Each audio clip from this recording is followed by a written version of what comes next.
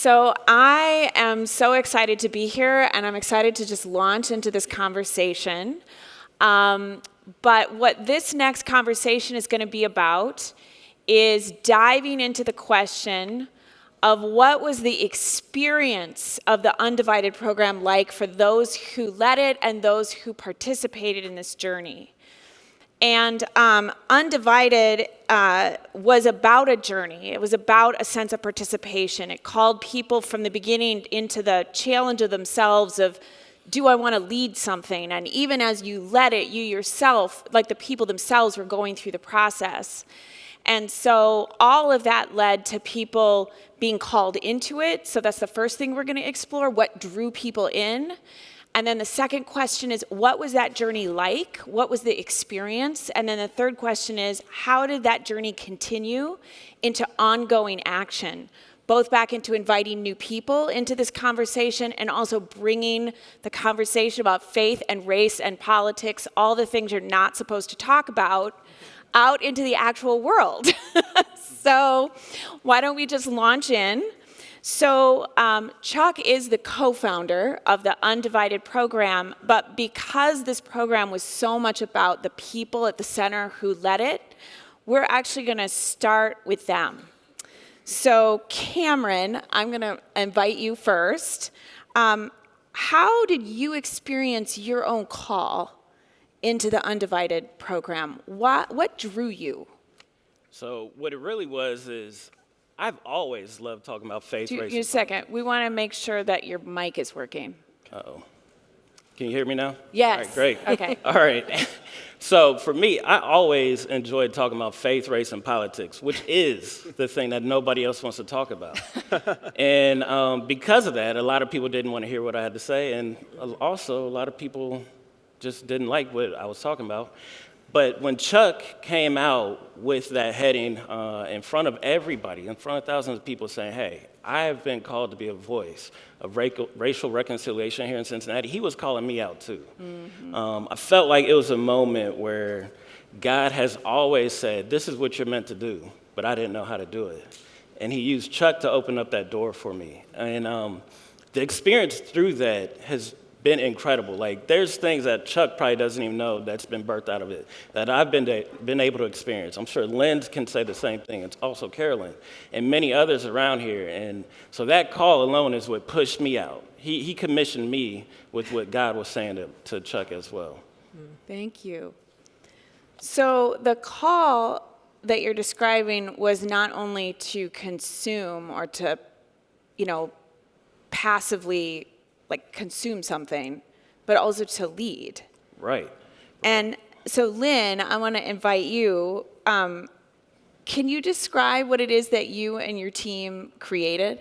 I can, and I'd be super happy to do that. In fact, when I look out in the audience, I know that there are actually a lot of people here that have experienced Undivided, and of course there's some people that haven't. And so for those of you that have not had the opportunity to experience Undivided, it is a journey.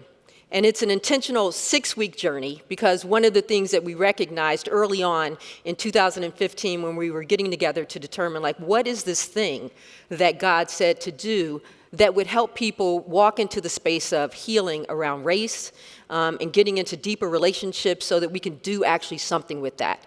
And so it's a 6-week experience. Now, 6 weeks doesn't make you my best friend, but it certainly gets us further along than we were if it was a 1-day or a 2-day experience.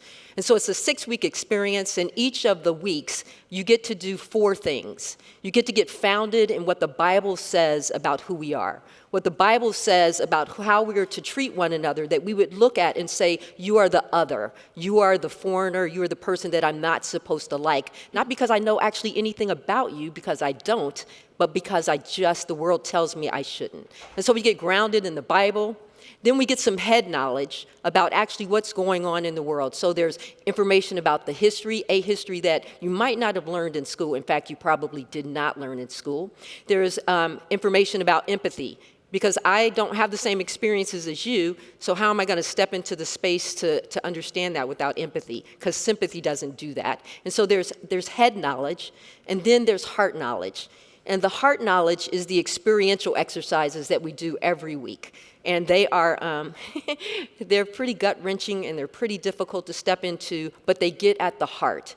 Because it's not my head that's going to move me to want to be in relationship with you. It's a transformation of my heart. And so there are experiential exercises every week, and then we start them on the path to action, because it's just not enough to be in relationship.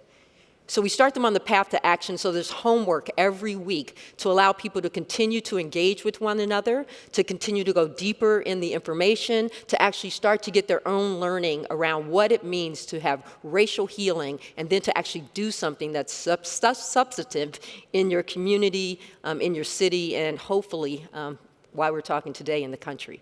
So that's a little bit about it. That's just a snapshot. So, we kind of mentioned from the beginning, there's that, and both of you attested to this, that this particular program is inviting people into what many would consider a difficult conversation, and to connect your experiences, which might be very, very different, to faith and to what's happening in the world. Those are a challenging set of connections to make, and in a place like Crossroads, where people at that place are coming from different perspectives, because it's a multiracial community.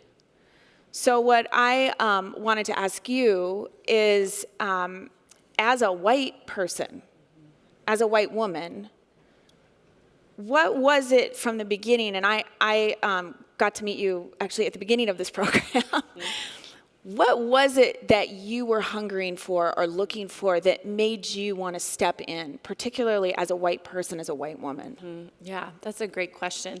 For me, I was at that point a new mom, and I really felt like I was beginning to see the world from a different perspective as a mother. And in 2012, my husband and I were expecting our first child when Trayvon Martin was murdered. And I remember looking at his picture and seeing his face, and then hearing the headlines about how he was being described, and people were justifying his murder, and they had all these things people were saying, what he was wearing, what he was doing, and I just remember thinking, like, this is a child, this is someone's child. And I feel like one of the first times in my life, things became a little more clear of just how ugly racism was. And so it was the beginning of a disturbance in me as a mother, that I wanted to come against that. And that was well before Undivided started. So I really just sat there for a while in that tension, not really knowing what to do.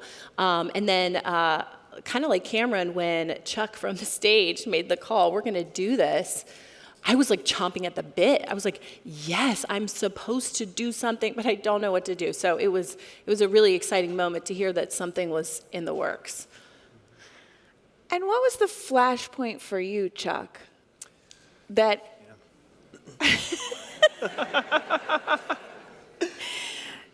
that called you to step in and step up and create a pathway for this kind of transformation? Yeah. Why would you do this to yourself? Just this morning, I was asking myself that thing, but no. Yeah, for me, it began as kind of this calling, this invitation. It came out of something we were doing for 6 weeks called the Brave Journey in our church at Crossroads. That was really, this challenging thing to go after something bold. And, as an African-American man, I was just processing the world in 2015. And so I'm processing places like Ferguson and New York. And I'm processing, some years before that, Trayvon Martin, Tamir Rice, right in our state. And just recognizing that this conversation or this issue of the racial divide, which is, I think, endemic to the nation. It's almost from the founding of the nation, 1619 and things like that. It just continues to be a thing that I think is avoided, or at least not directly addressed. And so for me, I felt called to step into that space, but that calling really got tested, and in some ways it really got clarified. July 19, 2015, which if you are from Cincinnati, you may recall, was the day that, not too far from where we are right now, a University of Cincinnati police officer shot and killed an unarmed African-American motorist in a neighborhood. And so all of a sudden, it was no longer academic. Because now Cincinnati was swept up in cities like New York and Ferguson and other cities that were dealing with this tension. And in the midst of that, I remember a couple days later being at a regular staff meeting that we have, and knowing that day the body cam footage was going to be released. And I sat in a room with a bunch of my counterparts and peers from Crossroads, mostly white. And as we prepared to watch this together, I recognized two things. Number one, I was about to watch a man die.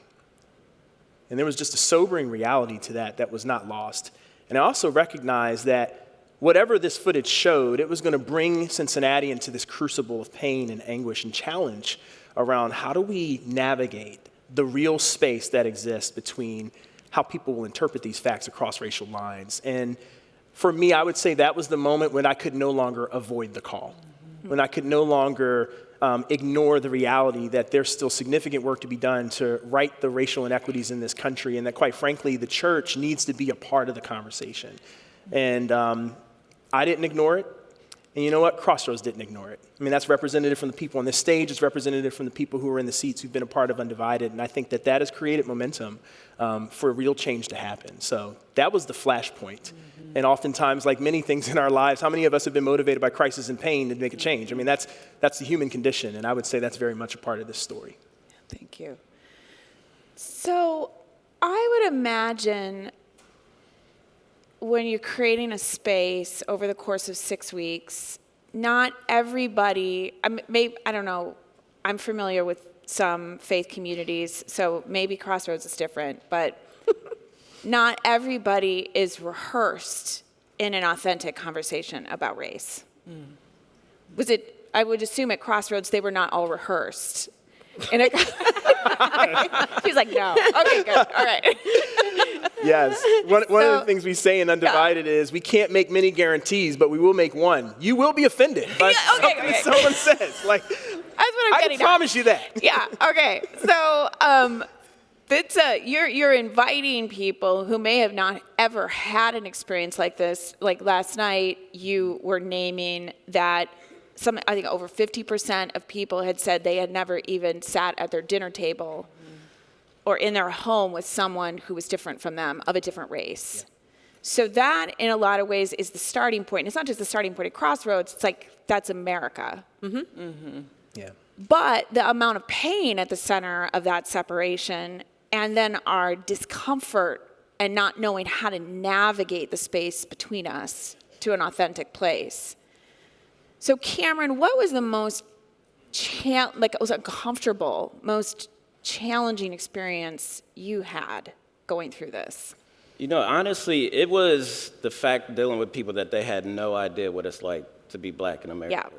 Like, it's literally a life where I feel like I live in one America, but then there's this other one that I don't have access to at all points. And then you're in a community of people that you worship with, that you're experiencing that tension with.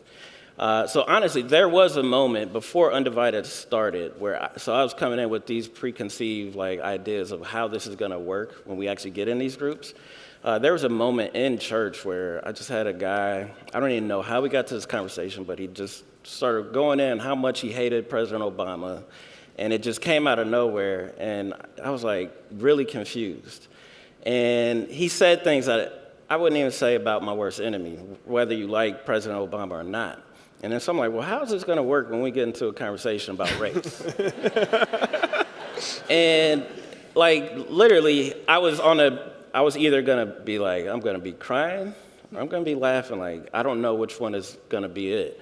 And so as you go into it, for a black man, I feel like a lot of the task for me was to educate people. Man, this is my reality. And it was taxing. It was fatiguing. And so there was moments where after we did the 6-week journey, I felt reinvigorated from my group, but then it was just that group. And I thought about everybody else that did not experience that. Man, there was more heartbreak that was coming.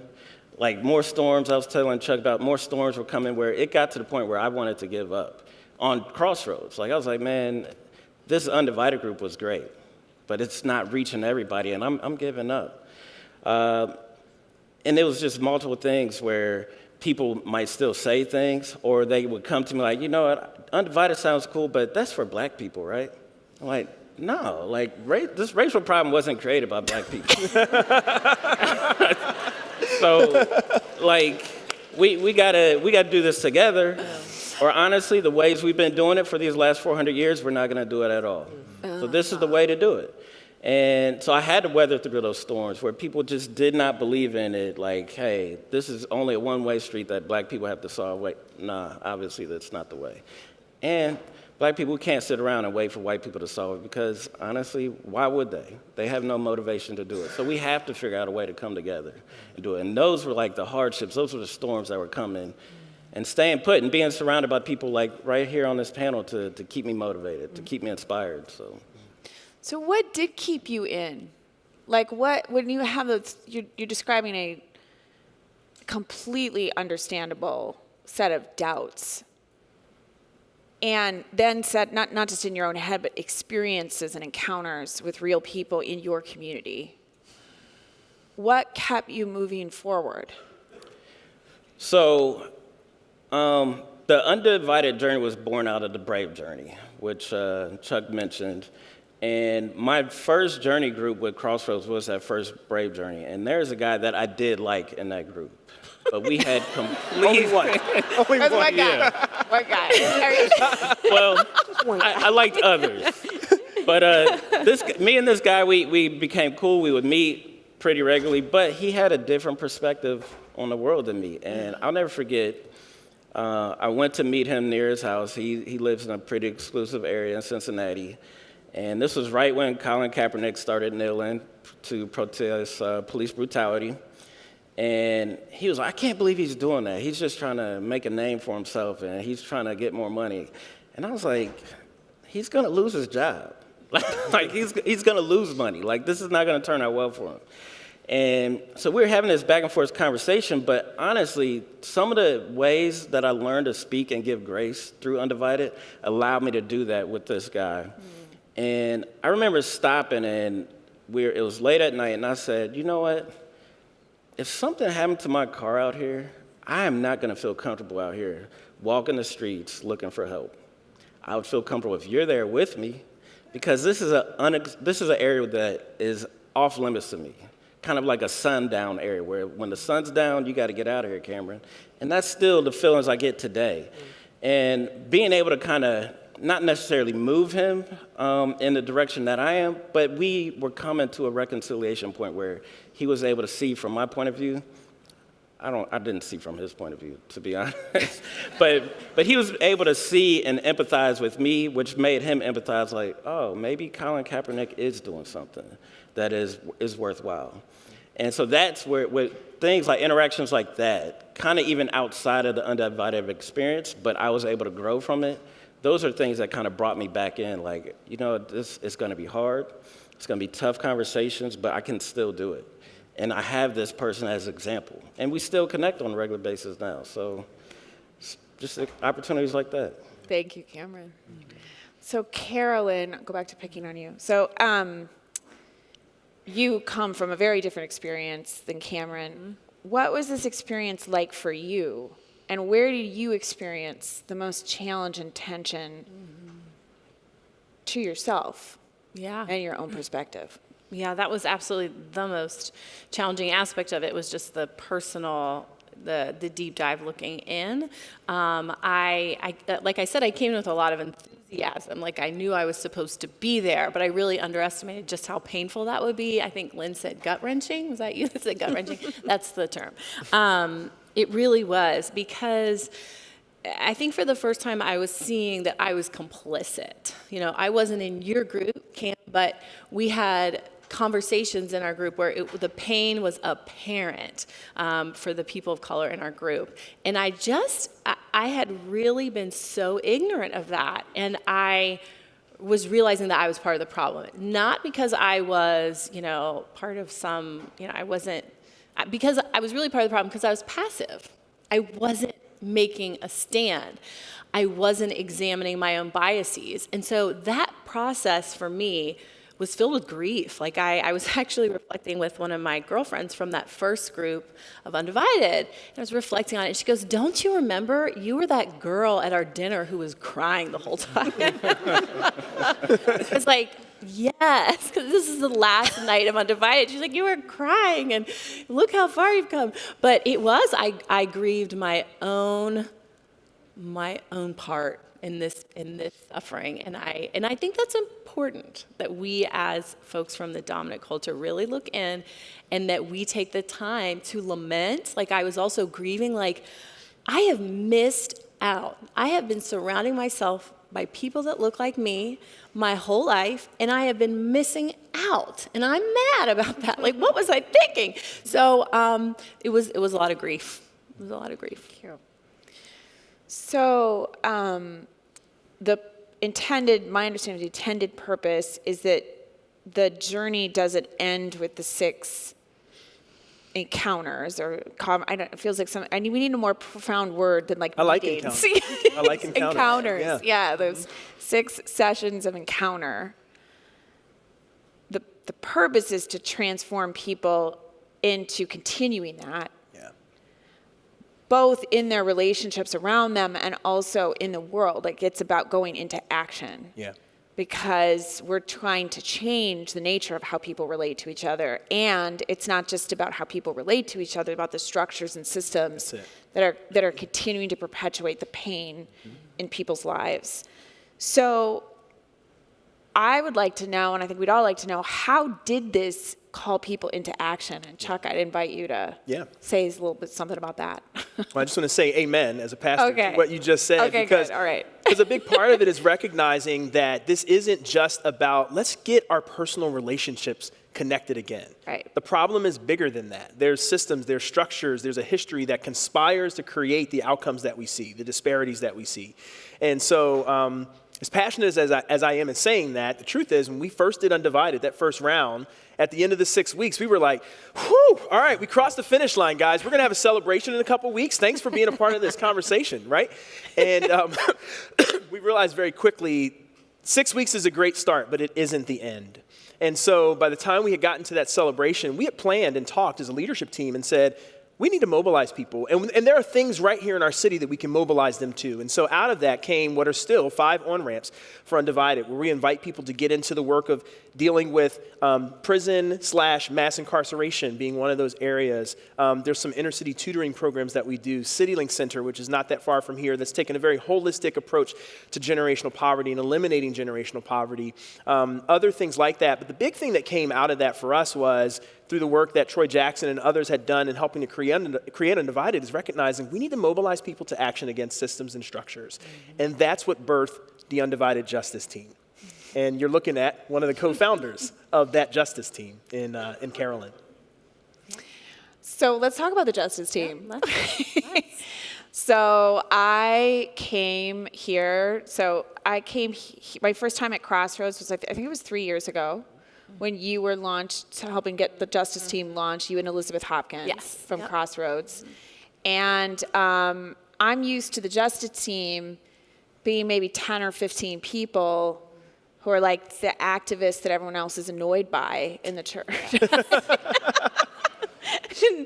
I came here, that's not entirely true. There's a lot of great justice teams out there. But that being said, I came here and you had a kind of a launch of this that was 200 or 300 people. It was large. 300 people from the beginning. So do you want to say a little bit about founding the Justice Team and then what the Justice Team out of Crossroads did in the first kind of phase? Absolutely. Yeah, that strong call was, I had that disturbance of Undivided and felt really passionate about continuing that work. I felt a responsibility, like I have to do something. So I had been already meeting with Troy about the great work being done with Preschool Promise and Elizabeth Hopkins as well, and we were gathered in a room and just say, oh my goodness, this would be the most amazing on-ramp for people out of Undivided. So our mission has stayed the same over the past couple of years to continue the conversations of Undivided by changing hearts. And it's a continuous process. It is not over with Undivided. And we work with people in our community, so we're building community with other people seeking justice. Great partnerships around Cincinnati. We've gotten to even make partners in Minnesota and go out for training, things like that. And then our goal is to end racial injustice. It's an audacious goal. When we think about that, we really are motivated by looking at systems and structures, because that's where we're going to be able to hit those injustices at the root. So, for example, Preschool Promise, which will be, highlighted a lot later. Do you want to say like a one sentence just to make sure Yeah. everyone knows what Preschool Promise Absolutely. is? Okay. An effort that started a couple years back to increase access to high quality early childhood education for all children in Cincinnati, but particularly the children who need it the most. The research we learned coming out of Undivided was just phenomenal, that when children have access to early childhood education, they're more likely to pass that third grade reading test, graduate from high school, less likely to be in prison. And there are many barriers to children in our city, particularly children of color, to access early childhood education. So this was a no-brainer. And so it was exciting to jump in there and start working on that. And yeah. And you won Preschool And Promise. we won. Okay, yeah. We won, yes. So, I just want to say too, the beautiful thing about it was, if we had to start from the ground up with that effort, it would have been way more challenging. Absolutely. The fact that we were able to fold into the Amos Project, which exists in Cincinnati, 40 plus congregations, multi-faith, was already doing work in this space, was an incredible accelerant to the result of Issue 44 success. So Lynn, before we go to question and answers, so what has been the reaction? This is a big question, but what has been the reaction of folks in Crossroads and beyond overall to these several rounds of Undivided? So there's a multitude of reactions. As many people as there are in this room, that's how many reactions that we get. And I would say inside of Crossroads, we've had over 5,000 people just at our church go through Undivided. And the reaction has been, that I have experienced when people talk to me, has been, we need to do more, faster, when, now.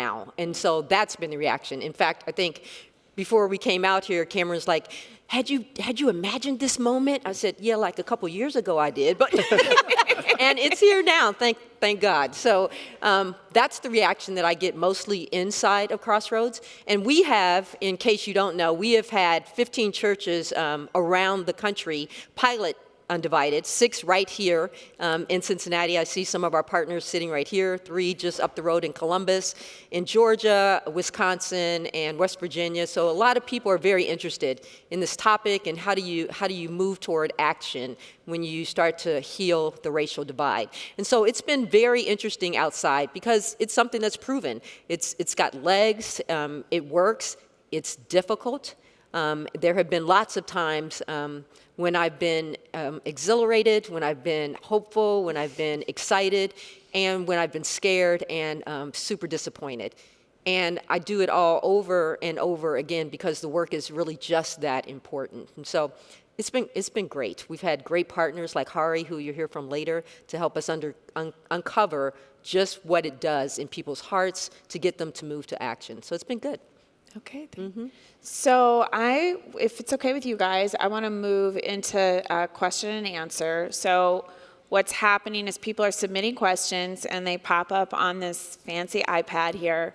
And then I will read the questions and then direct them to who they go to. Is that all right? Yes. Okay. So the first one is a follow-up question that I see here. Carolyn, you talked about confronting white guilt.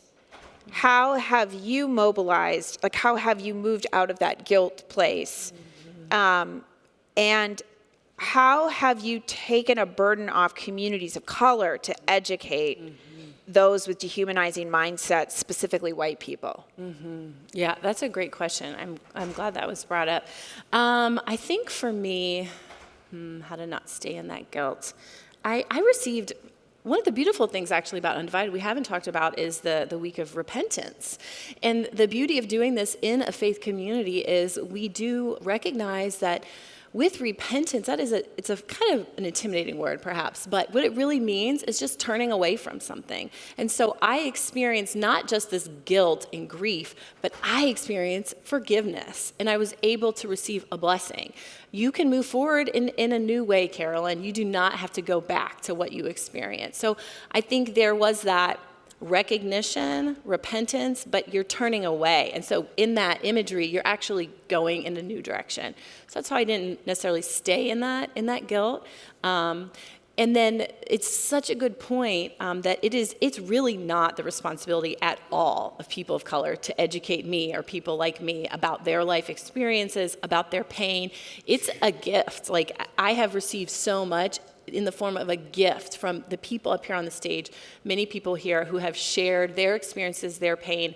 The ways that I learned more on my own was just really examining where I was getting, media. Like, I started reading books from the library. They're just in the African American section. Like, one of my girlfriends did a challenge this past year where she said, I'm going to do a white media fast. I'm only going to listen to podcasts by people of color. I'm only going to read books by people of color, watch movies featuring people of color, and just kind of do a reboot. So I think just examining where you're getting your messages and doing your homework, but then having authentic relationships. I have a couple of close friends that I can say, will you just talk to me about this?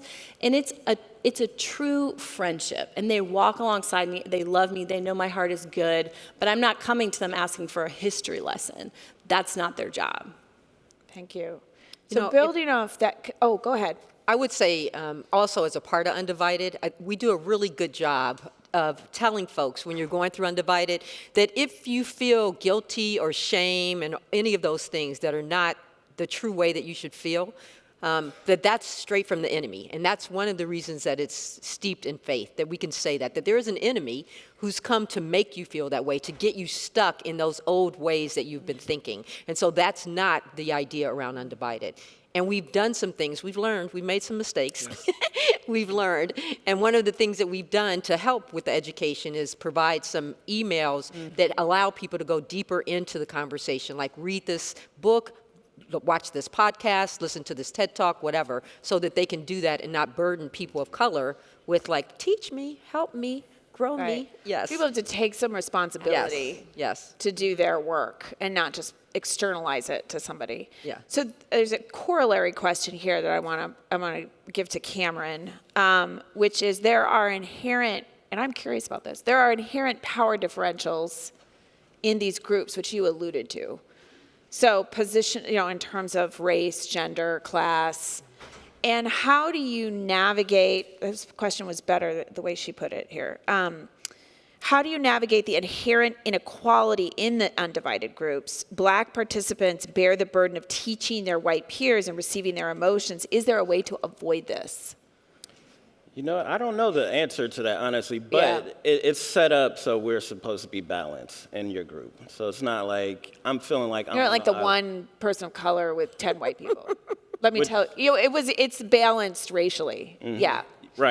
Right. So it's not like I'm walking into a group and everybody's sitting around a circle looking at me like, Cameron, help us.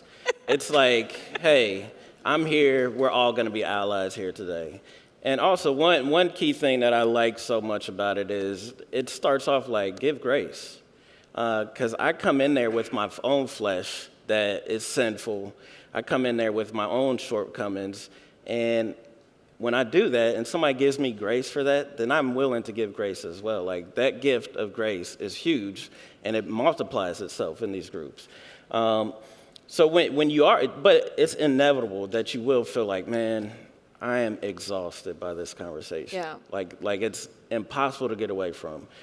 But it's also good reps, so you can get stronger, so you can learn how to explain yourself better, or so you can just say, hey, this is my go-to for this, because this is where I am right now, and this is where they are either going to meet me or they won't, and we'll grow together as a group, though. Like, that's the real big thing with it, is you can grow as a group while you are growing as well. So there's moments where you want to just be like, I can't do this. I can't do this, and I don't have the answer of, like, how to tackle that and how to beat that. But, man, God gives us perseverance in this. And God is telling us we're not just going to come here to show up at the start line. We are going to come here and finish strong. And so your group around you will do that. Now, honestly, there will be people that will fall off. There will be people that say, hey, I can't do this, which is okay. But I've never been in a group where they didn't finish. I've always been in a group where they continued. I'm in a group now. Well, my last group, we still talk to each other on a regular basis. It is huge. It's a key, and they will learn to be an ally with you as you learn to be an ally with them. So how did Undivided impact staff? And I think the heart of this question is, how did it impact the church's priorities? Mm-hmm. And so basically, is this creating an institutional change in Crossroads? And sometimes a program can emerge in an institution, it's kind of siloed, mm-hmm. and it doesn't necessarily start to change the power dynamic, frankly, like inside an institution. Yeah. So how is Undivided impacting the institution of Crossroads? Yeah. You want to go first, and then I can. Sure. Lovely.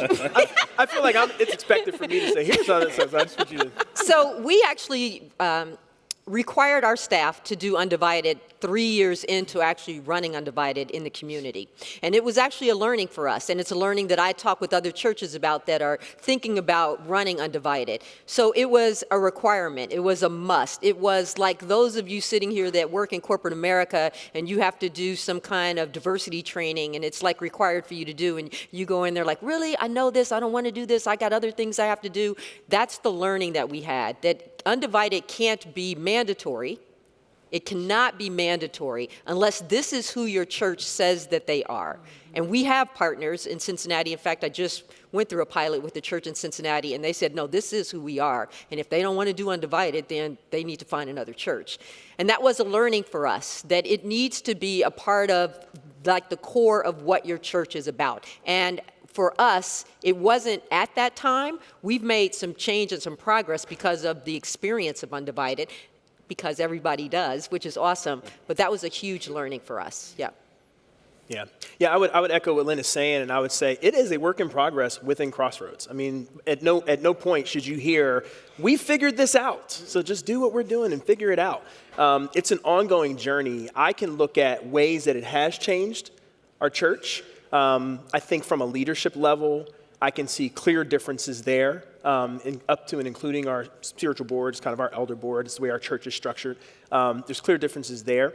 I think there's a desire now to press into this, and you're going to hear more about that from our senior pastor, Crossroads Brian, who's going to be joining me on the second panel. So we'll talk more about what the leadership journey has been as we have run Undivided. But absolutely, there's been change, and at the same time, there's still a lot of work still to do within our institution called Crossroads. Thank you. So more later on that in the next, stay tuned. All right. There's another set of questions here. I'm going to kind of piece a couple of them together. So they're essentially asking about other vectors of difference. So there's a part of difference that's race that has to do with, and in particularly a black and white conversation about race. So there's some questions here about how you're thinking about other groups that are not black or white, like immigrants of color, black, brown, and white, Asian Pacific Islanders, how do you start to think about that? And the second one is about questions of gender and gender identity. So the LGBTQ community, people are non-binary. How are you thinking about extending this? So after you solve racism, sorry. You heard it here first. Doran Schrantz. I love it. How are you solve racism? What else are you going to take on? No. Yeah. How are you imagining other kinds of difference in this conversation? Well, one of the things that has changed in Undivided is more of an emphasis, and we're doing even more of this as we evolve over time, in how do we bring in more of the story of people of color beyond the black and white context of Cincinnati. Quite frankly, this birthed in Cincinnati. Cincinnati is a city where the dominant story is black and white. So if you're going to contextualize Undivided to this city, we had to do that and felt like that was the right decision to make. But certainly there are broader groups to include. So a couple things that we've done to even move in that direction is Troy Jackson, who you heard from earlier, does a powerful history of Cincinnati, a racial history of Cincinnati presentation, but we've now done a national history where we bring in, quite frankly, the Native American story, which is obviously the place to start in our country in this topic. We bring in other parts of the Hispanic story, as you said, the Asian Pacific Islander story. There are other stories that get brought into that and therefore are part of that conversation. Lynn talked about the homework and the things that we give people dig in more on this, and we've broadened that to include more inclusive than just the black-white story. So we're giving people opportunities to do that. It's one of the things I love about the leadership of Undivided is that we have people who don't represent the black and white that you see on the stage that are stepping into leadership, some of them in this room, and they've brought their perspective to Undivided, and more of that will happen. So that's what I would say, as the program has evolved, we have worked to include broader stories and really begin to find commonalities across the differences in that way. To the question of other vectors of difference, I mean, obviously today, there's faith, race, and politics, and we're going to get into some of that toward the end of the day. It's like, are there places for this here? Let me tell my personal story on vectors of difference around particularly gender, identity, gender fluidity. For me, absolutely, the Undivided conversation has enabled me to step into conversations where I am in the minority in terms of being cisgender person, and leverage the empathy that I've learned with Undivided, leverage the context of understanding story, understanding how systems and structures conspire to exclude in that way. And so absolutely that's been part of the journey. And at the same time, the calling for me feels very specific because we haven't solved the race problem yet, to stay in that space, but open to others who want to step into other spaces with tools from Undivided and other places that I think can be helpful. So that's what I would say. Thank you. So we have run out of time for this stage of the day. So I want to thank all of you for this really rich conversation, and we're going to be excited to dive in deeper as we go through the day. So thank you. Thank you.